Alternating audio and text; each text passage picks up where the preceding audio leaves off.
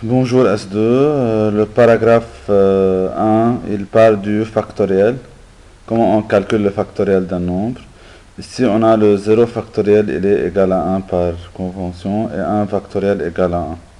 Alors maintenant, si n est plus grand que 2, si on a 2 factoriels c'est-à-dire 2 fois 1, donc égal à 2.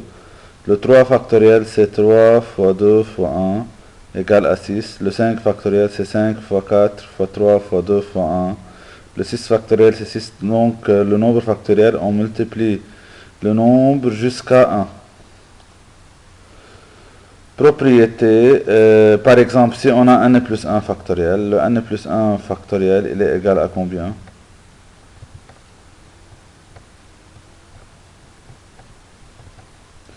Il est égal à n plus 1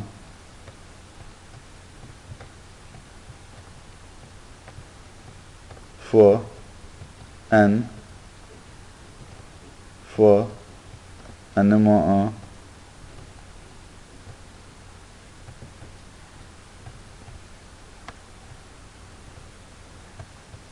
3 points jusqu'à fois 1. On remarque que n fois n moins 1 jusqu'à 1, c'est n factoriel. Donc, n plus 1 est égal à n plus 1 factoriel égal à n plus 1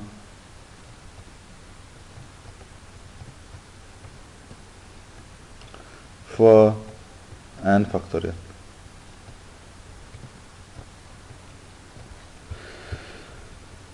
Remarque, de nombreuses calculatrices disposent d'une touche x factorielle. Par exemple, dans notre calculatrice,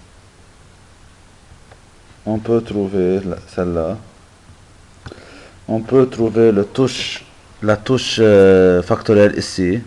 Donc, si, par exemple, 2 factoriel, elle est égale à 2. 3 shift cette valeur-là, elle est égale à 6. Le 5 factoriel, par exemple, c'est 120. Ainsi de suite.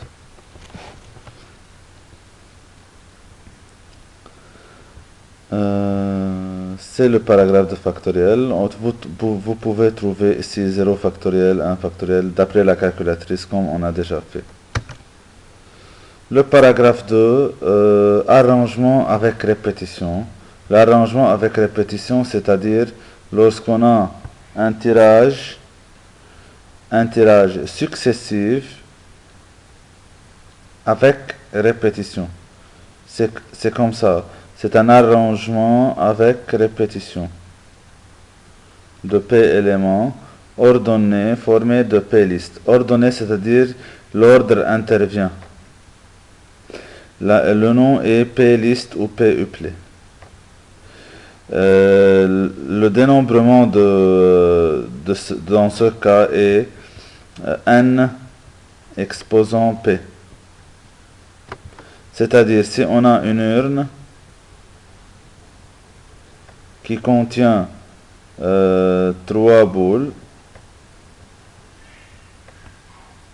peut-être un rouge et les deux autres blancs.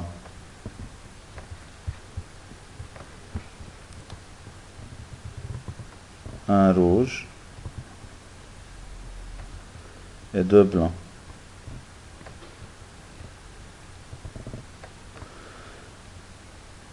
Si on a par exemple tiré 2 boules successivement avec remise, 2 boules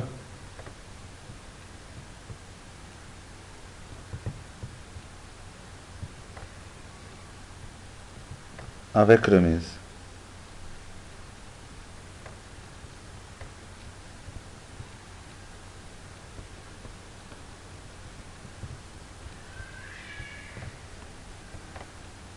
Donc, combien n c'est égal à combien? N c'est le nombre de boules dans l'urne, c'est-à-dire c'est 3.